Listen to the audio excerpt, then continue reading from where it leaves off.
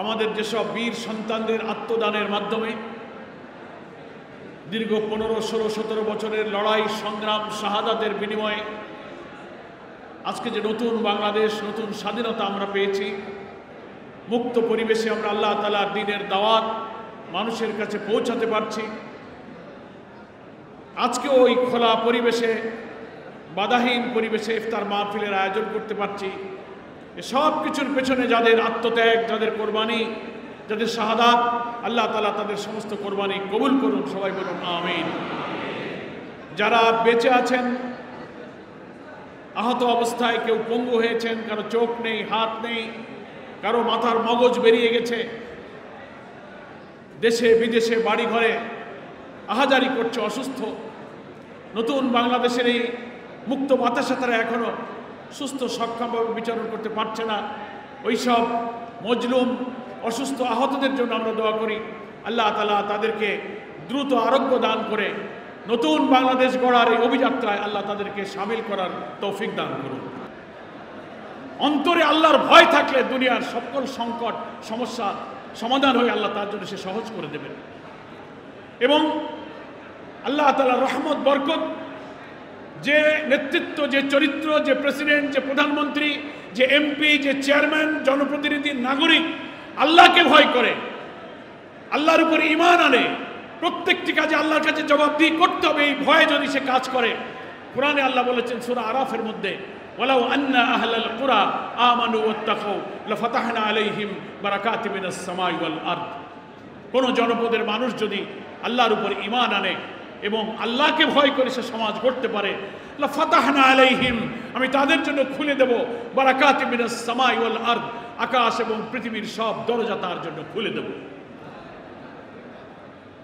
আজকে যদি বাংলাদেশের প্রেসিডেন্ট, প্রধানমন্ত্রী, এমপি, রাষ্ট্রযন্ত্রের প্রত্যেকটি মানুষ যদি তার দায়িত্ব পালনে আল্লাহকে ভয় করত, তো কোনো গোয়েন্দা পুলিশ আর র্যাব ডিবি লাগতো না, হারাম থেকে অন্যায় থেকে সে বাঁচতে পারত।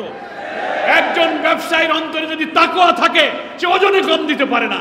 একজন ব্যবসায়ীর অন্তরে যদি খোদাভীতি থাকে, সে কখনো মিথ্যা বলতে পারে না, সে খাদ্যে ভেজাল দিতে পারে না। একজন চাকরিজীবী অফিসে মানে ঘুষ খেতে পারে না, একজন যুবক ধর্ষণ করতে পারে না যদি তার অন্তরে আল্লাহর ভয় থাকে। আজকে সমাজে ধর্ষণ, সুদ, ঘুষ, জালিয়াতি, চুরি, দুর্নীতি প্রত্যেকটির কারণ হলো মানুষের অন্তরে খোদার ভয় নাই। আল্লাহ বলছেন, খোদার ভয় দিয়ে যে রাষ্ট্র গঠন করা যায়, আকাশ এবং জমিনের বরকতের দরজা সে দেশের জন্য আমি খুলে দিই।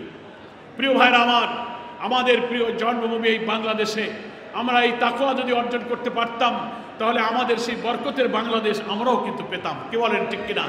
কিন্তু পাচ্ছি না কেন? আপনি হয়তো বলবেন যে পরওয়ার সাহেব, আমরা তাহাজ্জুদের নামাজ পড়ি, কিয়ামুল লাইল করি, তারাবি পড়ি, কোরআন পড়ি, জিকির আজকার করি, আমরা তো আত্মগঠনের তাকওয়ার অর্জনের চেষ্টা করছি, কাজ হচ্ছে না কেন? হচ্ছে না একটা কারণে, রোজার এই শিক্ষা দিয়ে কষ্ট করে অর্জিত তাকওয়া ব্যর্থ হয়ে যাচ্ছে। শুধু ব্যক্তিগত জীবনে অর্জিত তাকওয়া দিয়ে আল্লাহর সব আইন মানা যায় না।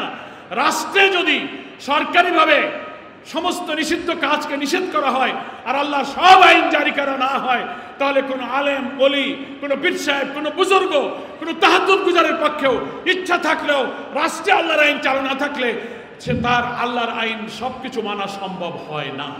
আমাদের প্রিয় জন্মভূমি বাংলাদেশে 24শে জুলাইয়ের গণ অভ্যুত্থানের মধ্য দিয়ে আমরা যে নতুন বাংলাদেশ পেয়েছি, সেই কোরআনের বাংলাদেশ গড়ার জন্য আমাদেরকে আরেকটি লড়াই এবং সংগ্রাম করতে হবে।